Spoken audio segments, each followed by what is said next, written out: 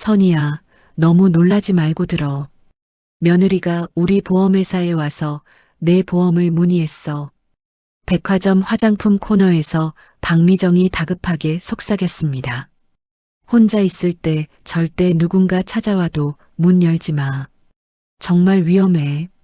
미정이 급하게 적은 쪽지를 강선희의 손에 쥐어주고는 황급히 사라졌습니다. 집에서 쪽지를 펼쳐본 강선희는 온몸이 얼어붙었습니다. 며느리 명의로 5억 원 생명보험 가입. 조심해. 그 한 장의 쪽지가 폭로한 며느리의 치밀한 살인 계획. 과연 강선희는 이 지옥 같은 위기에서 벗어날 수 있을까요? 오늘의 사연 시작합니다. 어머니, 이거 어때요? 윤지연이 수백만 원짜리 명품 핸드백을 들어 올리며 환한 미소를 지었습니다. 강선희는 가격표를 보고 속으로 한숨을 내쉬었습니다. 너무 비싸지 않니? 강선희가 조심스럽게 말했습니다. 윤지연은 선희의 말은 들은 척도 않고 거울 앞에서 핸드백을 이리저리 돌려보며 대답했습니다. 요즘 이 정도는 기본인 거 모르세요? 제가 SNS에 올릴 사진도 찍어야 하고요. 그게 얼마나 중요한지 어머니는 모르시잖아요.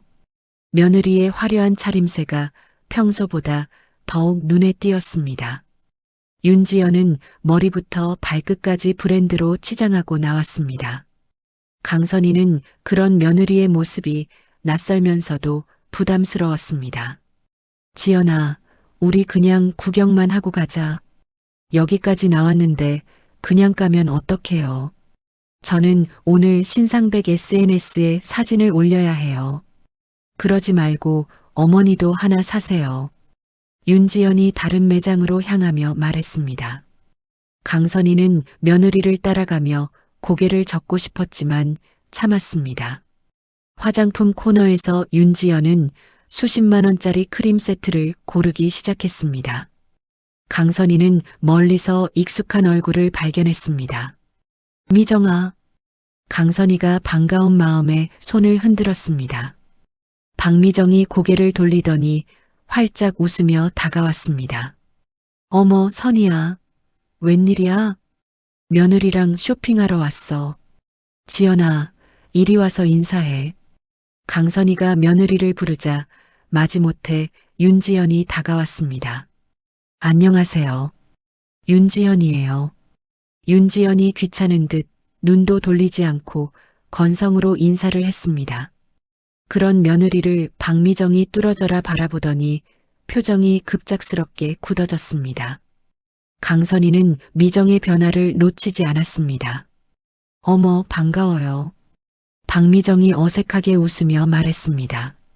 하지만 미정의 눈빛은 여전히 심상치 않았습니다.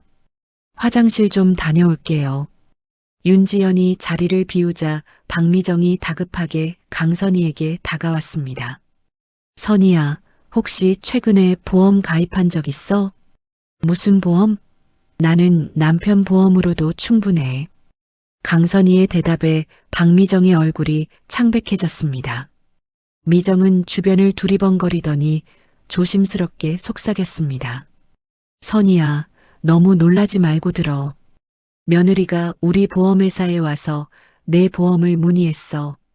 뭐라고? 지연이가? 강선희가 깜짝 놀라며 되물었습니다. 응, 내가 직접 상담했거든. 5억짜리 생명보험인데 피보험자가 너야. 박미정의 말에 강선희는 어리둥절했습니다. 그럼 지연이가 나를 걱정해서. 아니야. 이 바보야. 그게 문제가 아니야. 박미정이 서둘러 핸드백에서 메모지를 꺼냈습니다. 그리고 급하게 무언가를 적어 강선희의 손에 쥐어줬습니다. 혼자 있을 때 절대 누군가 찾아와도 문 열지 마. 정말 위험해. 박미정이 다급히 말하고는 급히 자리를 떴습니다. 미정아, 잠깐만. 강선희가 불렀지만 박미정은 이미 사라진 뒤였습니다. 어머니, 누구였어요? 윤지연이 돌아와서 물었습니다. 고등학교 동창이야. 급한 일이 있나 봐. 강선희는 쪽지를 주머니 깊숙이 넣고 아무렇지 않은 듯 말했습니다. 아, 그래요. 그럼 이제 다른 매장도 구경해요? 윤지연은 여전히 밝은 표정으로 쇼핑을 계속했습니다. 하지만 강선희의 마음은 이미 주머니 속 쪽지에 가 있었습니다. 택시를 타고 집으로 돌아가는 길이었습니다. 참 어머니, 아까 그 아줌마는 무슨 일해요? 윤지연이 건성으로 물었습니다. 보험 일 하나 봐. 아, 보험 설계사? 어머니도 보험 들으셨어요? 윤지연의 질문에 강선희는 뭔가 이상함을 느꼈습니다. 아빠 보험으로 충분해. 굳이 더 들 필요 없어. 그래도 요즘 세상에 보험은 기본 아닌가요? 상품도 좋아졌다던데. 윤지연이 계속 보험 이야기를 꺼냈지만 강선희는 딴말로 돌렸습니다. 집에 도착한 강선희는 방문을 잠그고 쪽지를 펼쳐보았습니다. 쪽지에 적힌 내용을 보고 강선희는 온몸이 얼어붙는 것을 느꼈습니다. 며느리 윤지연 명의로 강선희 5억 원 생명보험 가입, 건강 상태와 생활 패턴 자세히 문의, 특히 혈압약 복용 시간과 혼자 있는 시간대까지 확인, 보험금 지급 조건과 급작스러운 사망 시 조사 기간 반복 질문. 강선희의 손이 덜덜 떨렸습니다. 처음에는 단순한 오해라고 생각하려 했지만 미정의 구체적인 기록을 보니 소름이 돋았습니다. 그날 밤 늦게 도훈이 돌아왔습니다. 강선희는 벽 너머로 들려오는 아들과 며느리의 대화에 귀를 기울였습니다. 어머니 연금 언제 나와? 윤지연의 목소리였습니다. 이번 달 말쯤. 왜? 도훈이 대답했습니다. 통장 잔고는 얼마나 돼? 그런 걸 왜 물어봐? 어머니는 아버님 보험금도 있고 연금도 있잖아. 어머니는 혼자 사시니까 돈을 쓸 일이 없잖아. 당신 월급으로는 우리 생활비도 빠듯한데 어머니는 왜 우리를 안 도와주시는 거야? 윤지연의 말에 강선희는 등골이 서늘해졌습니다. 며느리가 자신의 재산까지 파악하고 있다는 생각에 공포가 밀려왔습니다. 강선희는 쪽지를 다시 꺼내봤습니다. 조심해라는 박미정의 절실한 문구가 눈에 들어왔습니다. 이제야 미정의 경고가 얼마나 심각한 것인지 깨달았습니다. 다음 날 아침 강선희는 며느리의 모든 행동을 유심히 관찰했습니다. 윤지연이 아침상을 차리며 자연스럽게 말을 걸어왔습니다. 어머니, 혈압약은 언제 드세요? 밥 먹고 나서 먹는다. 매일 같은 시간에 드시는 거죠? 윤지연의 질문이 평소보다 자세했습니다.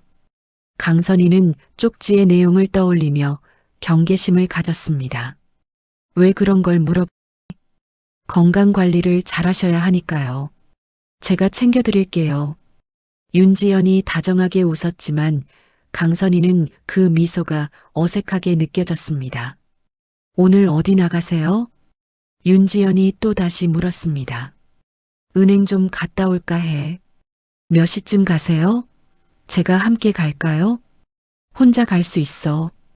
연금 찾는 것뿐인데. 강선희가 단호히 말했지만 윤지연은 포기하지 않았습니다. 그래도 혼자 계신 시간이 길면 안 되잖아요. 제가 따라가서 도와드릴게요. 결국 윤지연은 강선희를 따라 은행에 나섰습니다. 은행 창구에서 강선희가 통장을 내밀자 윤지연이 바로 옆에 서서 화면을 유심히 지켜봤습니다. 어머니, 연금이 꽤 많이 나오네요. 남편이 오래 일했으니까. 강선희가 냉담하게 대답했습니다. 윤지연은 계속해서 강선희의 거래 내역을 눈으로 훑어봤습니다. 은행에서 나오는 길에 강선희는 이상한 느낌을 받았습니다. 검은색 승용차 한 대가 계속 뒤따라오는 것 같았습니다. 집 앞 골목에서 그 차가 잠시 멈춰 서는 것을 목격하고 강선희는 등골이 서늘해졌습니다. 지연아, 저 차 좀 봐. 어떤 차요? 아무것도 안 보이는데요. 윤지연이 돌아보더니 태연하게 말했습니다. 하지만 강선이는 분명히 봤습니다. 오후에 강선이가 혼자 집에 있을 때였습니다. 초인종이 울렸습니다. 누구세요? 문구 배달 왔습니다. 강선이 고객님 맞으시죠? 남자가 강선이의 이름을 정확히 불렀습니다. 하지만 강선이는 주문한 문구가 없었습니다. 박미정의 경고가 떠올랐습니다. 잘못 오신 것 같은데요. 아닙니다. 강선이 고객님 댁이 맞습니다. 문 좀 열어주세요. 남자가 계속 문을 열라고 요구했습니다. 강선이는 절대 문을 열지 않았습니다. 남자는 거의 30분 동안 문 앞에서 기다리며 계속 초인종을 눌렀습니다. 강선이는 커튼 틈새로 내다봤습니다. 남자가 휴대폰으로 누군가와 통화하는 모습이 보였습니다. 저녁에 도훈이 돌아왔습니다. 도훈아, 오늘 이상한 사람이 왔었어. 무슨 사람이요?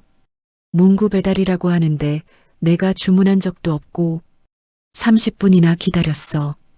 도훈이 대수롭지 않게 웃었습니다. 어머니, 그냥 착오였을 거예요. 요즘 택배 실수 많잖아요.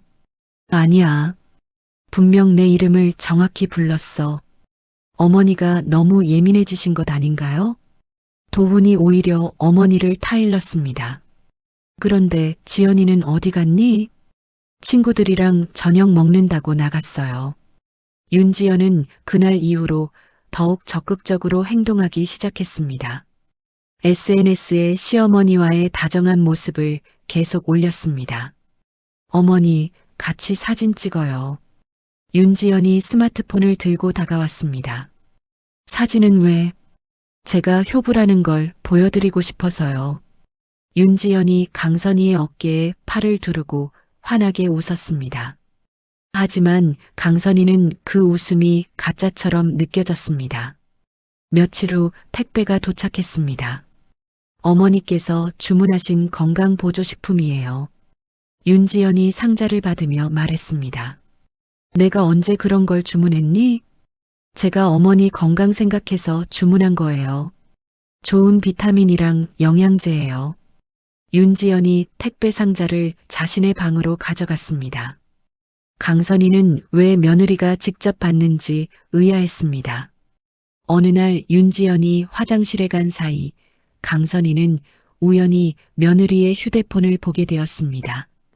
검색 기록에 보험금 수령 절차 고령자 응급상황 대처법 같은 글들이 남아 있었습니다. 강선이는 온몸에 소름이 돋았습니다. 그 다음 날 윤지연이 외출한 틈에 강선이는 며느리 방으로 들어갔습니다. 서랍을 열어보니 각종 대출 서류와 카드 연체 통지서가 가득했습니다. 그리고 그 밑에는 자신의 인감 도장까지 있었습니다. 이게 뭐야? 강선이가 중얼거리며 서류들을 자세히 봤습니다. 강선의 명의로 작성된 각종 금융 서류 초안들이 있었습니다.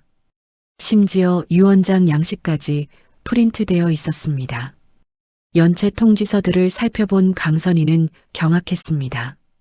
며느리의 빚이 3억 원에 달했습니다. 5억 원 보험금과 연결되는 숫자였습니다. 강선이는 급히 박미정에게 전화를 걸었습니다. 미정아, 나야. 급한 얘기가 있어. 무슨 일이야? 목소리가 떨리네. 며느리 방에서 이상한 서류들을 발견했어. 3억 원 빚이 있더라. 전화기 너머로 박미정이 크게 한숨을 쉬는 소리가 들렸습니다. 선이야, 이건 진짜 위험해. 빨리 증거 모아서 경찰서 가자. 그래야겠어. 내일 만나자. 강선이가 전화를 끊는 순간 문 밖에서 발소리가 들렸습니다. 윤지연이 돌아온 것 같았습니다. 강선이는 급히 서류들을 원래 자리에 두고 방에서 나왔습니다. 그날 밤 늦게 강선이는 벽 너머로 윤지연이 누군가와 통화하는 소리를 들었습니다. 계획을 앞당겨야겠어. 시어머니가 뭔가 눈치챈 것 같아. 며느리의 다급한 목소리에서 강선이의 이름이 여러 번 언급됐습니다. 강선희는 이불을 머리까지 뒤집어 쓰고 떨었습니다. 이제 정말 위험하다는 것을 절실히 느꼈습니다. 다음 날 아침 윤지연이 갑자기 외출 준비를 했습니다. 어머니, 친정에 급한 일이 생겨서 다녀올게요. 무슨 일인데? 어머니가 편찮으시대요. 늦으면 내일 들어올 수도 있어요. 윤지연이 서둘러 짐을 챙기며 말했습니다. 강선희는 며느리의 갑작스러운 외출이 이상했습니다. 도훈도 회사에 출근하고 나자 집에는 강선희 혼자 남았습니다. 새벽부터 수상한 차량들이 집 주변을 맴도는 것을 발견했습니다. 그중 한 명이 집 뒷마당까지 기웃거리는 모습을 보고 강선희는 온몸이 얼어붙었습니다. 오후 2시쯤이었습니다. 초인종이 울렸습니다. 가스 검침 나왔습니다. 검침은 언제 했는데?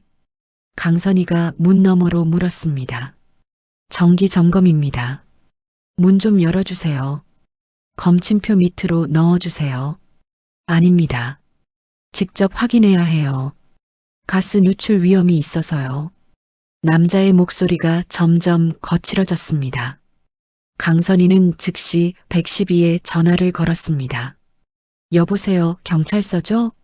지금 이상한 사람들이 집에 들어오려고 해요. 주소 말씀해 주세요. 바로 출동하겠습니다. 강선희가 신고했다는 것을 안 남자들은 포기하지 않았습니다. 오히려 더욱 거칠게 문을 두드렸습니다. 할머니, 문 열어요. 정말 가스 검침이에요. 뒷문도 확인해야겠네. 또 다른 남자의 목소리가 들렸습니다. 강선희는 화장실로 뛰어가 문을 잠그고 떨면서 기다렸습니다. 10분 후 경찰차 사이렌 소리가 들렸습니다. 하지만 경찰이 도착했을 때는 이미 남자들이 사라진 뒤였습니다. 할머니, 괜찮으세요? 경찰관이 물었습니다. 가스 검침원이라고 하면서 억지로 들어오려고 했어요. 가스 검침은 보통 미리 공지를 하는데요.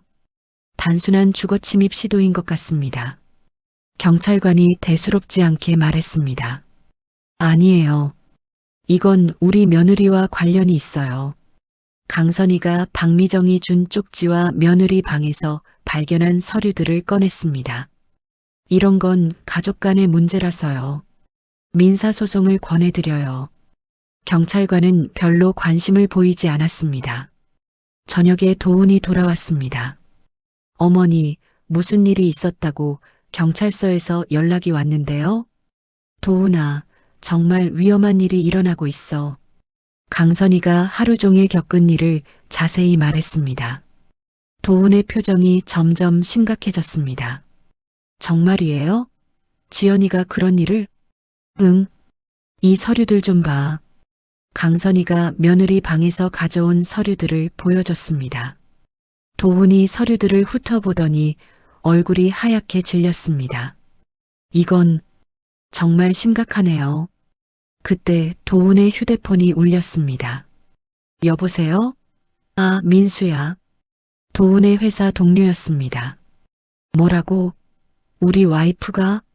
도훈의 목소리가 점점 커졌습니다. 잠깐만, 천천히 말해봐. 강선희는 아들의 표정을 보며 불안해했습니다. 전화를 끊은 도훈이 어머니를 바라봤습니다. 어머니, 민수가 그러는데 지연이가 회사 사람들한테 어머니가 곧 돌아가실 거라고 했대요. 뭐라고? 조아랑 부의금 준비를 미리 부탁하고 다녔다고 해요. 강선희는 머리가 하얘졌습니다. 그럼 정말로 나를. 어머니, 지금 지연이 어디 있어요? 친정에 갔다고 했는데. 도훈이 윤지연에게 전화를 걸었습니다. 지연아, 지금 어디야? 당장 집에 와. 왜? 무슨 일인데? 윤지연의 목소리가 전화기 너머로 들렸습니다. 말로 설명하기 어려워. 당장 와. 1시간 후 윤지연이 돌아왔습니다. 얼굴이 창백했습니다. 당신 뭐 하는 거야? 도훈이 서류들을 윤지연 앞에 던졌습니다. 이게 뭔지 설명해봐. 윤지연이 서류들을 보더니 아무 말을 하지 못했습니다. 회사 사람들한테 어머니 부의금 준비하라고 한 것도 당신이야? 그건 보험금 5억도 당신이 가입한 거고. 도훈의 목소리가 떨렸습니다. 윤지연이 주저앉으며 울기 시작했습니다. 미안해. 정말 미안해. 미안하다고? 당신 지금 우리 어머니를 죽이려고 했잖아. 도훈이 소리쳤습니다. 그런 게 아니야. 나도 어쩔 수 없었어. 윤지연이 눈물을 흘리며 말했습니다. 3억이야. 3억 원 빚이 있어. 3억? 도훈과 강선이가 동시에 놀랐습니다. SNS 사업하다가 망했어. 주식이랑 코인도 다 잃었고 사채업자들이 협박하고 있어. 윤지연이 떨리는 목소리로 고백했습니다. 그래서 어머니를 죽이려고 했다고? 도훈이 믿을 수 없다는 표정으로 물었습니다. 어머니 혈압약도 바꿔치기 하려고 했어. 집안에 카메라도 설치했고. 윤지연의 추가 고백에 강선이는 기절할 것 같았습니다. 당신 미쳤어? 정말 미쳤다고. 도훈이 분노로 떨었습니다. 사채업자들이 일주일밖에 안 줬어. 시간이 없어. 윤지연이 울면서 변명했습니다. 그럼 나도 위험하다는 거야? 도훈이 물었습니다. 계획이 틀어지면 너도 안전하지 못해. 윤지연의 말에 도훈은 완전히 절망했습니다. 하지만 도훈은 결국 어머니를 선택했습니다. 어머니, 당장 이 집을 떠나요. 어머니, 당장 이 집을 떠나요. 도훈이 결연한 표정으로 말했습니다. 그럼 나는 어떻게? 윤지연이 울면서 매달렸습니다. 당신 혼자 해결해. 나는 어머니를 보호할 거야. 도훈이 아내의 손을 뿌리치며 말했습니다. 사채업자들이 가만 안 둘 거야. 너도 위험해진다고. 윤지연이 도훈의 팔을 붙잡았습니다. 그건 당신이 만든 문제잖아. 어머니는 상관없어. 도훈이 단호하게 말하며 어머니에게 다가갔습니다. 어머니, 짐 싸세요. 지금 당장 나가야 해요. 강선이는 아직도 믿기지 않았습니다. 며느리가 정말 자신을 죽이려고 했다는 사실이 현실 같지 않았습니다.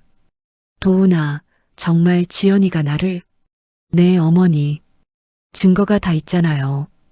도훈이 서류들을 가리키며 말했습니다. 강선이는 급히 박미정에게 전화를 걸었습니다. 미정아, 지금 당장 도움이 필요해. 무슨 일이야? 목소리가 떨리네. 며느리가 정말 나를 죽이려고 했어. 지금 집에서 나와야 해. 전화기 너머로 박미정이 크게 한숨을 쉬는 소리가 들렸습니다. 당장 우리 집으로 와. 내가 차로 데리러 갈게. 30분 후 박미정이 도착했습니다. 강선이는 간단한 짐만 챙겨서 차에 올랐습니다. 선이야, 정말 힘들었겠어. 박미정이 강선이의 손을 꽉 잡았습니다. 미정아, 내 쪽지가 정말 내 목숨을 구했어. 강선이가 눈물을 흘리며 말했습니다. 박미정의 집에서 강선이는 처음으로 마음이 편해졌습니다. 하지만 앞으로 어떻게 해야 할지 막막했습니다. 선이야, 내가 아는 변호사가 있어. 이런 일의 전문가야. 변호사까지 필요해?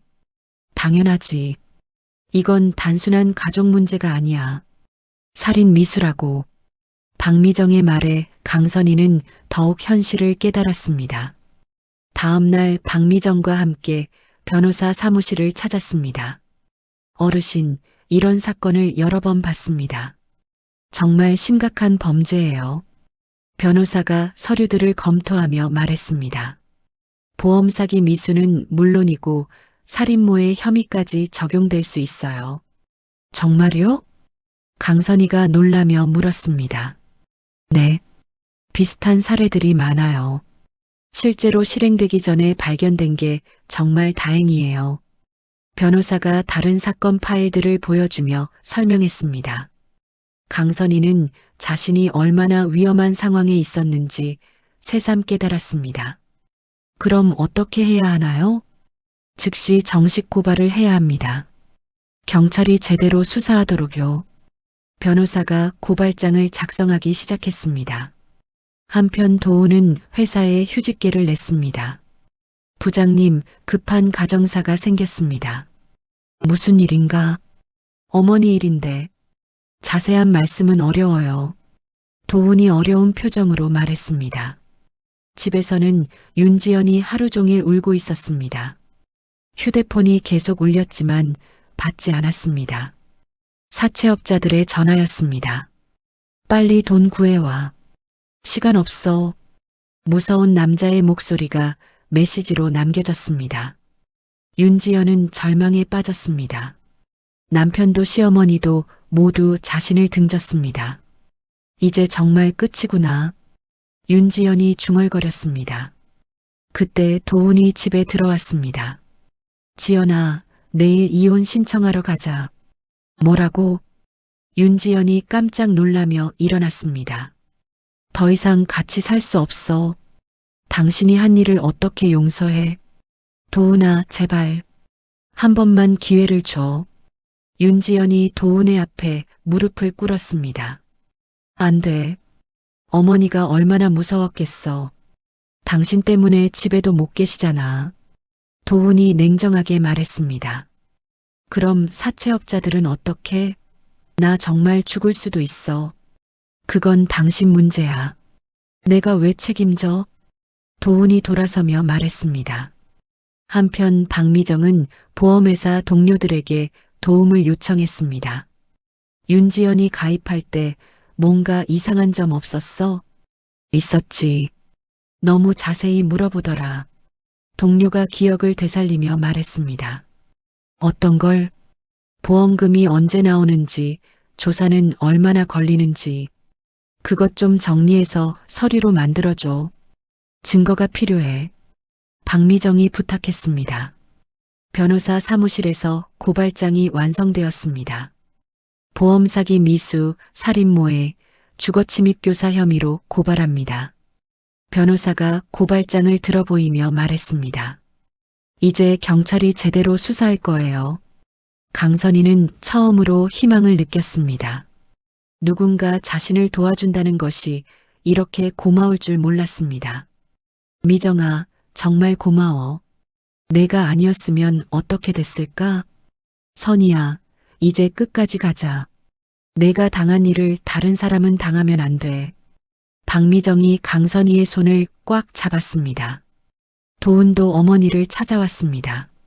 어머니, 정말 죄송해요. 제가 못난 아들이라서. 도훈아, 내 잘못이 아니야. 아니에요. 제가 지연이를 제대로 보지 못했어요. 도훈이 눈물을 흘리며 말했습니다. 이제부터는 어머니만 생각하고 살겠어요. 강선희는 아들이 자신을 선택해 준 것만으로도 고마웠습니다. 변호사님이 증거를 더 모아야 한다고 하더라. 제가 지연이 휴대폰이랑 컴퓨터에서 찾아볼게요. 도훈이 적극적으로 나서겠다고 했습니다. 그날 밤 도훈은 윤지연 몰래 휴대폰과 컴퓨터를 확인했습니다. 사채업자들과 주고받은 메시지들이 그대로 남아 있었습니다. 곧 큰 돈이 들어온다. 조금만 기다려달라. 윤지연이 사채업자들에게 보낸 메시지였습니다. 도훈은 이 모든 증거를 변호사에게 보냈습니다. 이제 윤지연이 빠져나갈 구멍은 없었습니다. 강선희는 박미정의 집에서 처음으로 평안한 잠을 잤습니다. 진정한 친구가 있다는 것이 이렇게 든든할 줄 몰랐습니다. 경찰서에서 강선희의 정식 진술이 시작되었습니다. 할머니, 처음부터 차근차근 말씀해 주세요. 수사관이 녹음기를 켜며 말했습니다. 며느리가 백화점에서 만난 친구한테 보험을 문의했다는 쪽지를 받았어요. 강선희가 떨리는 목소리로 시작했습니다. 그 쪽지 어디 있나요? 여기 있어요. 강선희가 박미정의 쪽지를 꺼냈습니다. 수사관이 자세히 살펴봤습니다. 정말 구체적으로 적혀 있네요. 증거로 제출하겠습니다. 박미정도 증인으로 불려왔습니다. 윤지연 씨가 어떤 질문들을 했나요? 5억 원 생명보험 가입 문의였어요. 피보험자는 시어머니고요. 박미정이 차분하게 증언했습니다. 특이한 점이 있었나요? 보험금 지급 절차를 너무 자세히 물어봤어요. 급작스러운 사망 시 조사 기간도 계속 질문했고요. 수사관들이 윤지연의 집을 압수수색했습니다. 여기 카메라가 있네요. 카메라요? 강선희가 깜짝 놀랐습니다. 거실이랑 부엌에 소형 카메라가 설치돼 있어요. 수사관이 작은 기계를 보여줬습니다. 강선희는 소름이 돋았습니다. 며느리가 자신의 일거수일투족을 감시했다는 것이 끔찍했습니다. 며칠 후 윤지연이 경찰서로 소환되었습니다. 윤지연 씨, 보험 가입 이유가 뭔가요? 시어머니를 걱정해서요. 윤지연이 거짓말을 했습니다. 그럼 이건 뭐죠? 수사관이 사채업자들과 주고받은 메시지를 보여줬습니다. 이건 윤지연이 말을 잇지 못했습니다. 곧 큰 돈이 들어온다고 했는데 보험금을 말하는 거 아닌가요?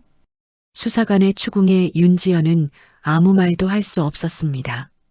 사채업자들도 차례로 검거되었습니다. 윤지연이 뭐라고 했나요? 보험금으로 빚을 갚겠다고 했어요. 사채업자가 담담하게 진술했습니다.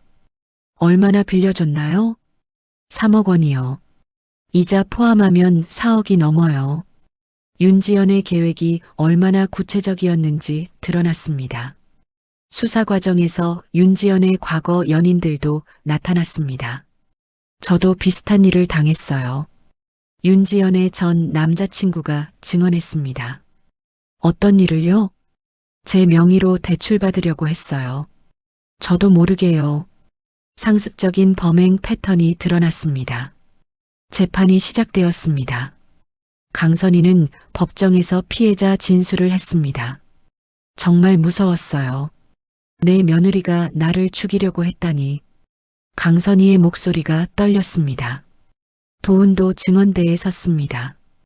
어머니를 보호하지 못해서 죄송합니다. 제가 아내를 제대로 보지 못했어요. 도훈이 눈물을 흘리며 말했습니다. 앞으로는 어머니만 생각하고 살겠습니다. 윤지연의 변호사가 선처를 호소했습니다. 피고인은 경제적 어려움으로 판단력을 잃었습니다. 하지만 재판부는 엄하게 판단했습니다. 가족을 대상으로 한 계획적 범행으로 죄질이 불량합니다. 판결이 나왔습니다. 피고인 윤지연에게 징역 2년 6개월에 집행유예 3년을 선고합니다. 사채업자들은 각각 실형을 받았습니다. 재판이 끝나고 강선희는 박미정과 함께 남편의 묘소를 찾았습니다. 여보, 모든 일이 잘 해결됐어요. 강선희가 묘비 앞에서 말했습니다. 미정이가 건넨 쪽지 하나가 정말 내 목숨을 구했어요. 박미정도 함께 절했습니다. 선희야, 이제야 마음이 놓이네. 미정아, 어떻게 고마움을 표현해야 할지 모르겠어. 우리가 무슨 사이라고 그런 말해. 친구잖아. 박미정이 강선희의 어깨를 토닥였습니다. 보험회사에서 연락이 왔습니다. 강선희님, 생명보험 계약을 취소하고 보험료를 환급해드려요. 그리고 정신적 피해에 대한 위로금도 지급하겠습니다. 강선희는 뜻밖의 위로금을 받게 되었습니다. 미정아, 이 돈으로 뭔가 의미 있는 일을 하고 싶어. 무슨 생각이야? 작은 가게라도 차려서 이웃들에게 좋은 음식을 해드리고 싶어. 박미정이 눈을 반짝였습니다. 좋은 생각이야. 나도 함께 할게. 두 사람은 작은 반찬 가게를 열기로 했습니다. 상호는 뭘로 할까? 미정이네 반찬 가게 어때? 아니야, 선이네 반찬 가게로 하자. 그럼 미정선이네 반찬 가게. 둘이 함께 웃었습니다. 가게 문을 열기 전날 밤이었습니다.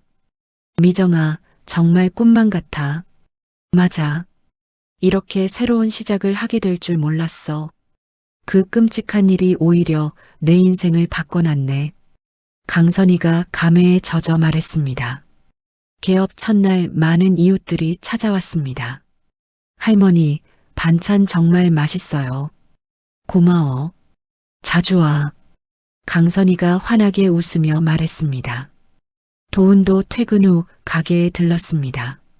어머니, 장사 잘 되세요? 응, 생각보다 손님이 많아. 다행이에요. 제가 설거지 도와드릴게요. 모자가 함께 일하는 모습이 정겨웠습니다. 그날 저녁 강선이는 박미정과 함께 차를 마시며 이야기했습니다. 미정아, 그때 내가 쪽지 안 줬으면 어떻게 됐을까? 생각하기도 싫어. 정말 아찔했어. 내 목숨 살렸습니다라고 적혀 있던 게 기억나? 응, 정말 절실했거든.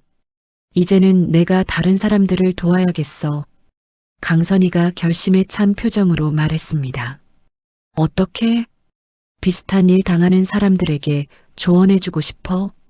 좋은 생각이야. 내가 겪은 일이 헛되지 않게. 두 사람은 새로운 희망을 품었습니다. 반찬 가게는 지역 주민들의 사랑을 받으며 번창했습니다. 강선이는 생전 처음으로 자립하는 기쁨을 느꼈습니다. 8개월 후 도훈이 직장에서 급히 전화를 걸어왔습니다. 어머니, 회사가 부도났어요. 뭐라고? 강선이가 반찬 가게에서 깜짝 놀라며 전화를 받았습니다. 갑자기 사장님이 야반도주했어요. 월급도 못 받을 것 같아요. 도훈의 목소리가 침울했습니다. 그럼 이제 어떡하지? 당분간 실업급여로 버텨야 할 것 같아요. 강선이는 가슴이 답답해졌습니다. 그동안 아들이 안정적으로 일하고 있어서 마음이 편했는데 갑작스러운 일이었습니다. 미정아, 도훈이가 직장을 잃었어. 박미정이 놀라며 강선이를 위로했습니다. 그래도 괜찮아. 반찬 가게 수익이 있잖아. 하지만 문제는 그것만이 아니었습니다. 최근 코로나 때문에 반찬 가게 매출이 절반으로 줄어들었습니다. 할머니, 요즘 집에서 직접 해 먹어서 반찬을 잘 안 사게 돼요. 단골 손님이 미안해하며 말했습니다. 괜찮아. 이해해. 강선이가 억지로 웃으며 대답했습니다. 설상가상으로 강선이가 건강검진에서 이상 소견을 받았습니다. 할머니, 당뇨 수치가 높게 나왔어요. 의사가 검사 결과를 보며 말했습니다. 당뇨요? 초기 단계예요. 스트레스 때문인 것 같네요. 강선이는 충격을 받았습니다. 그동안 스트레스를 많이 받긴 했지만 몸까지 이상이 생길 줄 몰랐습니다. 약도 드시고 정기적으로 검사 받으셔야 해요. 얼마나 들어요? 한 달에 30만 원 정도는 들 거예요. 의료비까지 늘어나니 가계 부담이 커졌습니다. 도훈이 집에 와서 한숨을 쉬었습니다. 어머니, 취직이 쉽지 않네요. 괜찮아. 천천히 찾아봐. 반찬 가게도 요즘 장사가 안 되죠? 좀 어려워졌어. 임대료도 내기 힘들고 모자가 함께 걱정에 빠졌습니다. 그때 갑자기 초인종이 울렸습니다. 누구세요? 강선이가 문 너머로 물었습니다. 어머니, 저예요. 지연이에요. 윤지연의 목소리였습니다. 강선이와 도훈이 깜짝 놀랐습니다. 지연아, 왜 왔어? 도훈이 문을 열며 냉정하게 말했습니다. 미안해요. 정말 미안해요. 윤지연이 눈물을 흘리며 무릎을 꿇었습니다. 어머니, 정말 죄송해요. 제가 정말 잘못했어요. 일어나. 무릎 꿇을 일 아니야. 강선이가 차갑게 말했습니다. 집행유예 기간에 정말 많이 반성했어요. 어머니한테 용서받고 싶어서 왔어요. 윤지연이 계속 울었습니다. 반성했다고 다 끝나는 거 아니야. 도훈이 단호하게 말했습니다. 도훈 오빠가 직장을 잃으셨다고 들었어요. 그게 너랑 무슨 상관이야? 제가 도와드리고 싶어요. 가족이잖아요. 윤지연이 간절하게 말했습니다. 가족이라고 했어? 우리 어머니 죽이려고 한 사람이. 도훈이 분노했습니다. 정말 미안해요. 그때는 제정신이 아니었어요. 윤지연이 다시 무릎을 꿇었습니다. 일어나라고 했잖아. 강선이가 짜증을 냈습니다. 어머니, 제가 좋은 투자 기회를 알게 됐어요. 윤지연이 갑자기 말을 바꿨습니다. 투자? 도훈이 의아해했습니다. 집행유예 기간에 만난 분이 부동산 전문가예요. 신도시 개발 예정지 정보를 주셨어요. 또 사기 아냐? 도훈이 의심스럽게 물었습니다. 아니에요. 이번엔 정말 합법적인 거예요. 윤지연이 가방에서 서류를 꺼냈습니다. 3개월 안에 2배 수익이 확실해요. 그런 좋은 게 어디 있어? 강선이가 믿지 않는다는 표정으로 말했습니다. 어머니 적금으로 투자하시면 어려운 상황을 벗어날 수 있어요. 윤지연이 감언이설로 설득했습니다. 지연아, 당신 또 이상한 짓 하는 거 아니야? 도훈이 의심했습니다. 아니에요. 이번엔 진짜예요. 부동산 중개업소 계약서도 있어요. 윤지연이 계약서를 보여줬습니다. 정말 가족들이 어려우니까 도와드리고 싶어서 왔어요. 시간이 많지 않아요. 다른 투자자들도 관심 보이고 있어서요. 윤지연이 재촉했습니다. 강선이는 마음이 흔들렸습니다. 경제적 어려움이 커지고 있는 상황에서 달콤한 제안이었습니다. 미정이한테 상의해봐야겠어. 어머니, 미정 이모는 반대하실 거예요. 투자를 모르시니까. 윤지연이 미리 견제했습니다. 그래도 상의는 해야지. 강선이가 고집했습니다. 너무 오래 고민하시면 기회를 놓쳐요. 윤지연이 다급하게 말했습니다. 만약 이 기회를 놓치면 계속 어려우실 거예요. 집행유예도 취소될 수 있어요. 이번이 마지막 기회예요. 윤지연의 말에 강선이는 더욱 고민에 빠졌습니다. 박미정에게 전화를 걸었습니다. 미정아, 지연이가 또 왔어. 뭐라고? 그 애가 또 투자하자고 하는데. 선이야, 또 속으면 안 돼. 이번에도 사기일 거야. 박미정이 강하게 반대했습니다. 그런데 서류도 있고 합법적이라고 해. 절대 믿지 마. 한번 사기친 사람은 또 쳐. 하지만 강선이는 가족의 경제적 어려움 때문에 마음이 약해졌습니다. 도훈도 계속되는 취업 실패로 점점 지쳐갔습니다. 어머니, 정말 어떻게 해야 할지 모르겠어요. 도훈아, 우리 좀 더 버텨보자. 하지만 현실적인 어려움은 계속 커져만 갔습니다. 윤지연은 매일 찾아와서 투자를 재촉했습니다. 어머니, 정말 마지막 기회예요. 강선이는 깊은 고민에 빠졌습니다. 미정아, 정말 마지막으로 한 번만 확인해 보자. 강선이가 박미정에게 간절히 말했습니다. 그래, 같이 가자. 직접 부동산 중개업소를 확인해 보면 되잖아. 박미정이 강선이의 손을 잡았습니다. 윤지연이 준 주소를 찾아갔습니다. 하지만 그 자리에는 전혀 다른 업체가 들어와 있었습니다. 여기 부동산 중개업소 있었나요? 강선이가 카페 사장에게 물었습니다. 아니에요. 여기 몇 년째 카페예요. 그럼 이 주소에 부동산 업체는 없었다는 뜻인가요? 네, 한 번도 본 적 없어요. 강선이와 박미정이 서로를 바라봤습니다. 선이야, 역시 사기야. 박미정이 한숨을 쉬었습니다. 주변을 더 찾아봤지만 윤지연이 말한 부동산 업체는 어디에도 없었습니다. 미정아, 우리가 경찰서에 가야겠어. 당연하지. 집행유예 기간에 또 사기치는 거잖아. 두 사람이 즉시 경찰서로 향했습니다. 윤지연이 또 사기를 치려고 합니다. 강선이가 수사관에게 말했습니다. 가짜 부동산 업체 서류도 가져왔어요.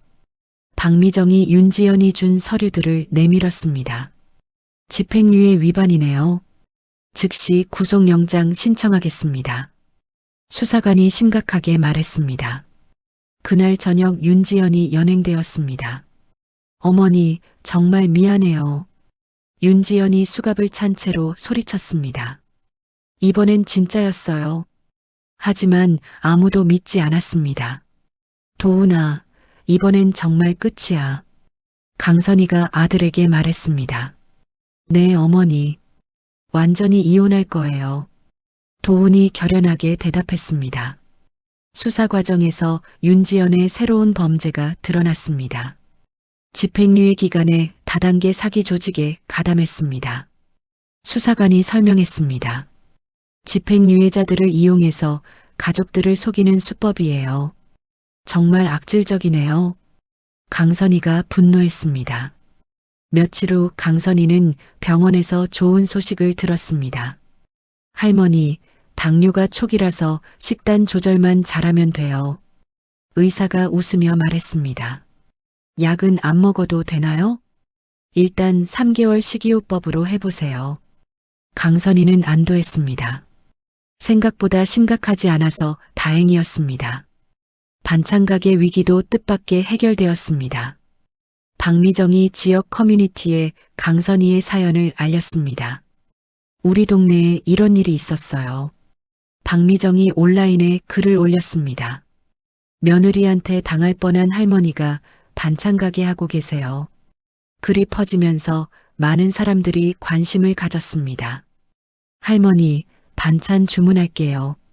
저희도 도와드릴게요. 이웃들이 하나둘 찾아왔습니다. 지역 신문에서도 강선이의 이야기를 다뤘습니다. 보험 사기 위기를 넘긴 할머니의 새로운 도전. 기사가 나간 후 반찬 가게에 더 많은 손님들이 찾아왔습니다. 할머니, 기사 보고 왔어요. 정말 대단하세요. 손님들이 응원해줬습니다. 한 달 후 반찬 가게 매출이 500만 원을 넘었습니다. 미정아, 정말 믿기지 않아. 선이야, 사람들이 내 마음을 알아주는 거야. 두 사람이 기뻐했습니다. 도훈도 새로운 직장을 구했습니다. 어머니, 작은 회사지만 취직됐어요. 정말 다행이다. 월급은 좀 적지만 안정적인 곳이에요. 도훈이 환하게 웃었습니다. 저녁에 모자가 함께 반찬 가게에서 일했습니다. 어머니, 제가 설거지 할게요. 고마워. 우리 도훈이가 효자네. 강선이가 아들을 바라보며 흐뭇해했습니다. 어머니가 더 고생하셨죠. 아니야. 이렇게 같이 일할 수 있어서 행복해. 윤지연의 재판 소식이 들려왔습니다. 징역 4년 실형 선고됐어요. 박미정이 전화로 알려줬습니다. 이번엔 집행유예 없이 감옥에 가는 거예요. 강선이는 복잡한 심경이었습니다. 한편으로는 시원했지만 한편으로는 안타까웠습니다. 그래도 이제 진짜 끝난 거네. 응, 더 이상 우리를 괴롭힐 수 없어. 그날 밤 강선이는 당뇨 관리를 위해 가벼운 산책을 했습니다. 규칙적인 운동을 시작한 지 한 달이 지나자 몸이 훨씬 가벼워졌습니다.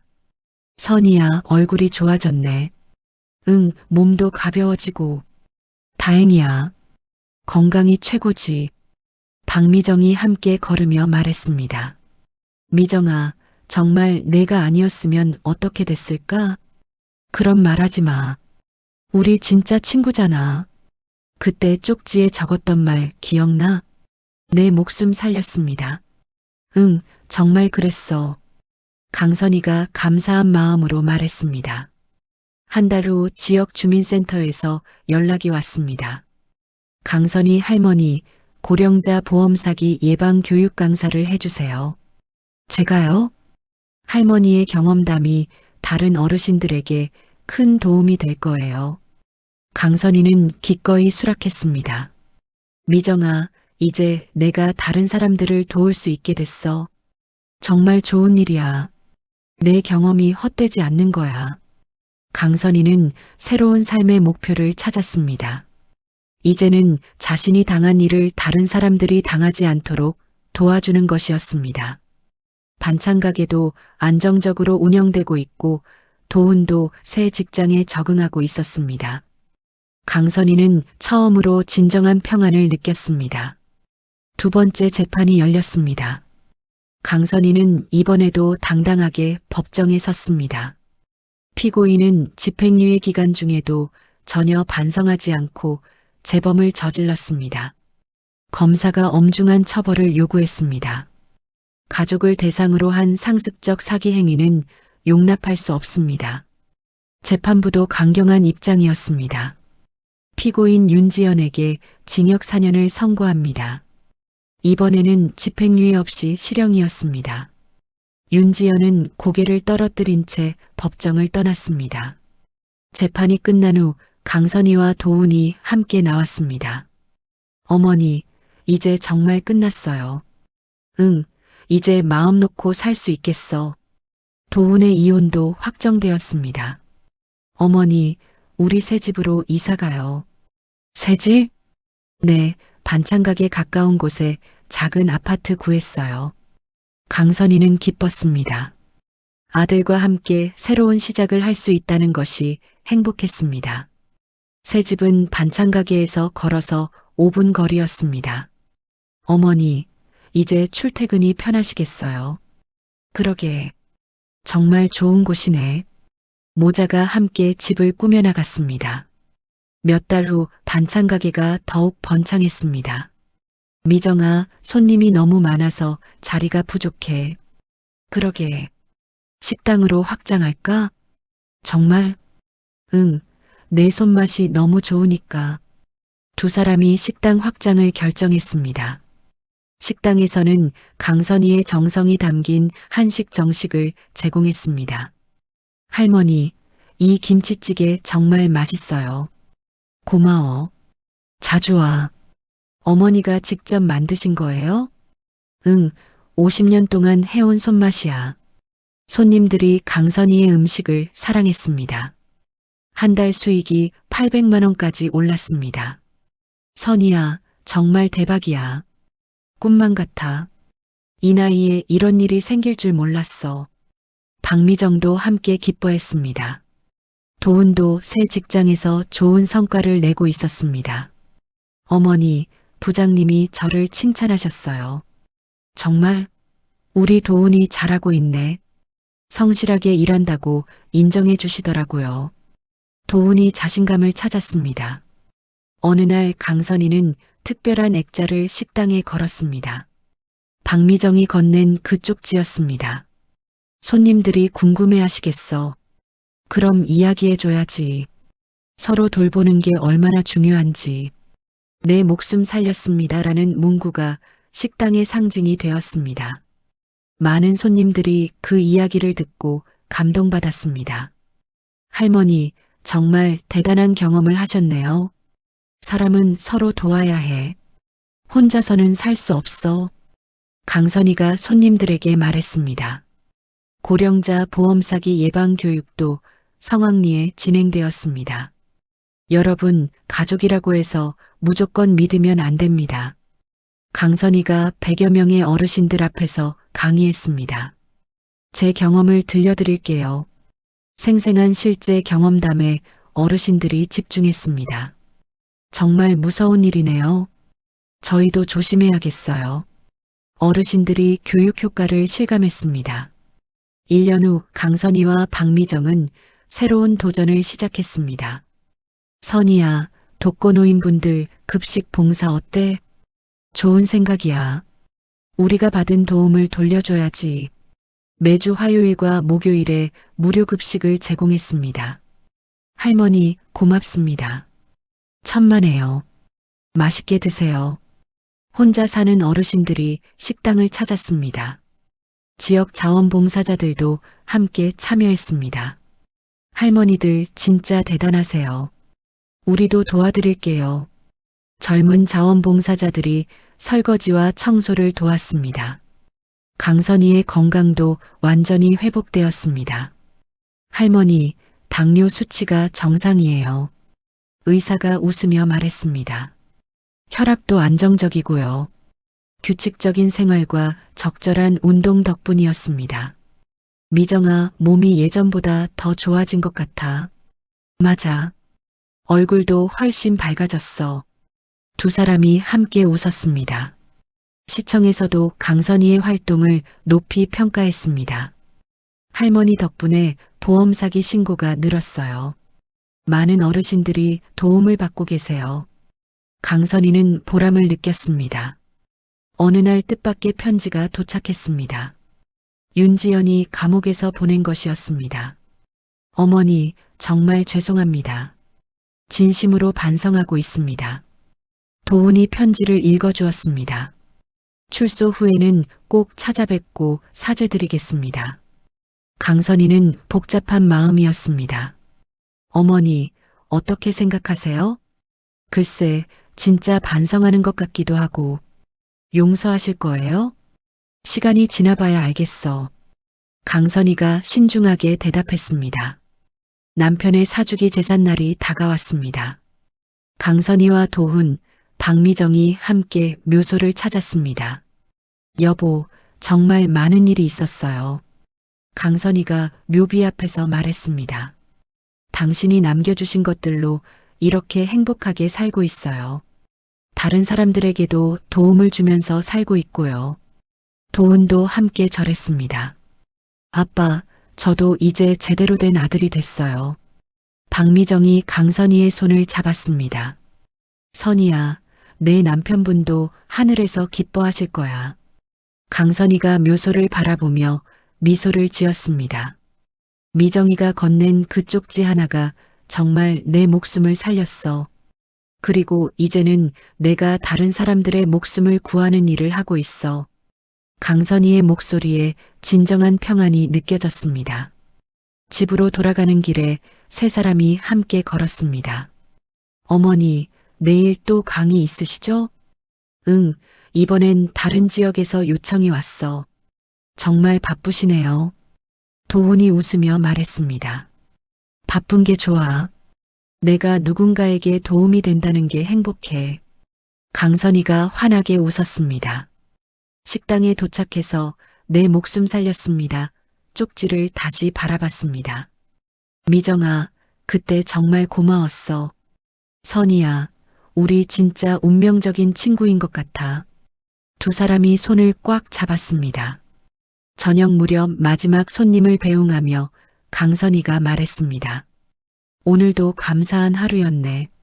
내일도 좋은 일들이 기다리고 있을 거야. 박미정이 대답했습니다.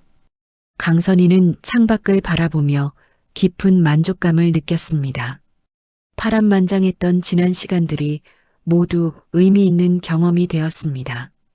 이제는 누군가에게 도움을 주는 사람으로 살아가고 있다는 것이 가장 큰 행복이었습니다. 박미정이 건넨 작은 쪽지 하나가 강선희의 인생을 완전히 바꿔놓았습니다. 단순히 위기에서 구해준다는 의미를 넘어 새로운 삶을 선물해준 것이었습니다. 가장 가까운 가족에게 배신당한 절망적인 순간에도 강선희는 포기하지 않았습니다. 진정한 친구의 도움으로 위기를 극복하고 오히려 그 경험을 바탕으로 다른 사람들을 돕는 일에 나섰죠. 반찬 가게에서 시작된 작은 변화가 지역사회 전체에 따뜻한 영향을 미치게 되었습니다. 때로는 인생의 가장 어둠 시기가 새로운 빛을 발견하는 전환점이 되기도 합니다. 강선희처럼 어려운 상황에서도 희망을 잃지 않고 받은 도움을 다시 베푸는 선순환을 만들어가는 것이야말로 진정한 용기가 아닐까요?